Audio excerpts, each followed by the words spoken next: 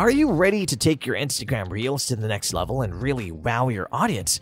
If you're all about creating stunning, engaging content to grow your Instagram profile or theme page, then you're in the right place.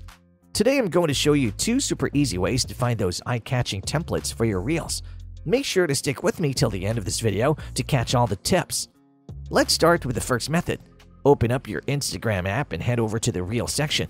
You might spot a Use Template button on some Reels. If a template catches your eye, just tap on that button and you can start adding your own media like photos and videos. But what if you don't see the Use Template button? No worries. Open your Instagram Reels camera and you should find the Templates button at the bottom, or it might pop up when you open your gallery, just like mine does right here. Now the second method, and honestly my favorite way to find and use templates for Instagram Reels, is through the Canva app.